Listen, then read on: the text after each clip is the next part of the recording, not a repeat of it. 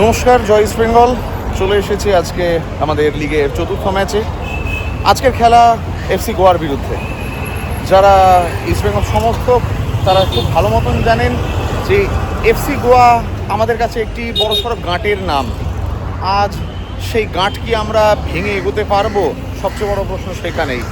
কারণ এফসি গোয়া এই মুহূর্তে হয়তো এই বছর একটু দুর্বল দল। সুপার কাপে যে দলটা চ্যাম্পিয়ন হয়েছিল সেই দলের অনেক প্লেয়ারই আজকে নেই, কিন্তু তবুও ব্রাজিচ রয়েছে, ডিফেন্সে সন্দেশ জিঙ্গান রয়েছে, ফরওয়ার্ড লাইনে ব্রাইসন রয়েছে। এই তিনজনকে অন্তত যদি ট্যাকেল করা যায় তাহলে হয়তো ইস্ট বেঙ্গলের জন্য একটা আশা আছে। যদিও আজকে সমর্থকদের মধ্যে একটু হলেও একটা উৎকণ্ঠা, আগের দিনের গাঢ় হিলিমি ভাবটা নেই, তবে কিছুটা নিষ্ক্রিয়তা হয়তো কাজ করছে। এগিয়ে চলেছি মাঠের দিকে।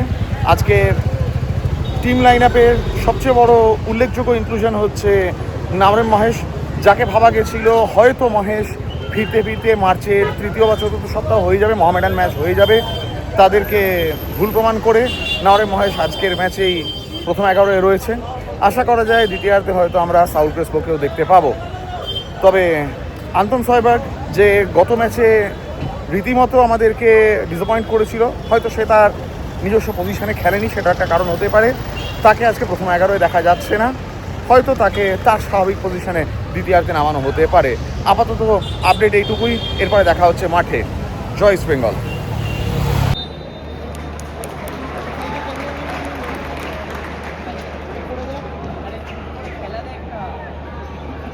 তোকে কষ্ট করে 24টা পাঠাতে হবে না, এটা পাঠালেই হয়।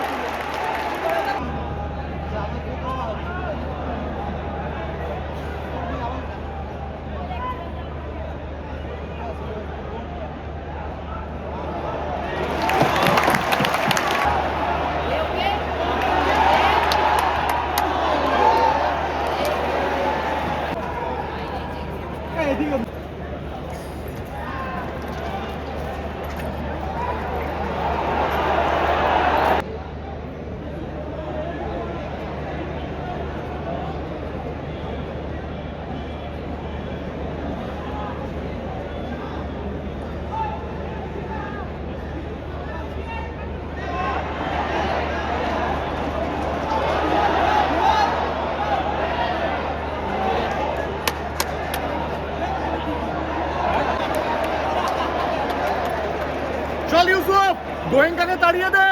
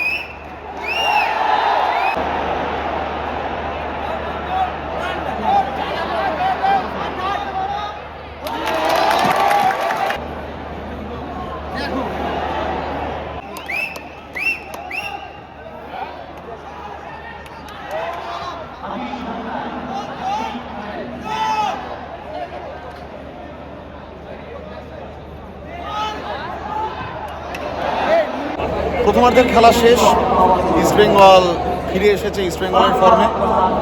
এখনো পর্যন্ত গোললেস, তবে দুখানা খুব ভালো চান্স পেয়ে গেছিল গোয়া। গিল না থাকলে এতক্ষণ হয়তো সেগুলো কনভার্ট হয়ে যেত। আর আমাদের কপাল, ইউসুফ অ্যাজ ইউজুয়াল ভালো খেললেও গোল কনভার্ট করতে পারছে না। মিগুয়েল এখনো পর্যন্ত অফ ফর্ম। দেখা যাক দ্বিতীয়ার্ধে আমাদের জন্য কি অপেক্ষা করে আছে। Against the run of play থেকেও যদি আমরা গোল তুলে নিয়ে ম্যাচ জিততে পারি তবু, না হলে আজকেও আরেকখানা ম্যাচ হয়তো আমরা মাঠে ফেলে আসতে চলেছি। জানি না এরপরে কি আছে, দেখা যাক।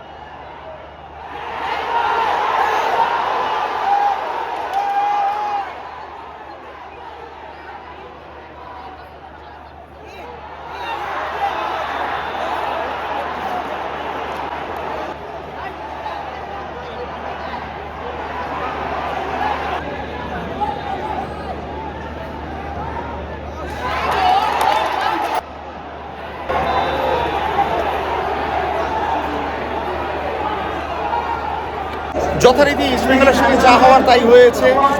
90 মিনিটের পরে কয়েক সেকেন্ডের মধ্যে দুখানা হ্যান্ডবল, নিশ্চিত হ্যান্ডবল, রেফারি দেয়নি, আমরা পেনাল্টি পেতাম। কি আর করার, আমরা অভ্যস্ত হয়ে গেছি ব্যাপারটার সঙ্গে। ঠিক যতটা আমরা অভ্যস্ত হয়ে গেছি, জঘন্যভাবে প্রথমে সিজন শুরু করবো দারুণভাবে, তারপরে খেলায় আমরা আমাদের ফর্মে ফিরে আসবো। আজকে ইস্টবেঙ্গল সেই ফর্ম বজায় রেখেছে। আমরা ইতিমধ্যে 5 পয়েন্ট হারালাম, বলা ভালো 6 পয়েন্টই হারালাম। গোয়ার গাঁট রয়েই গেল, গোয়াকে আমরা হারাতে পারলাম না। Goalless draw. এরপরে আবার খেলা কেরালার সঙ্গে। হোপ ফর দ্য বেস্ট, এর বিষয়ে কিছু বলার নেই। জয় ইস্ট বেঙ্গল।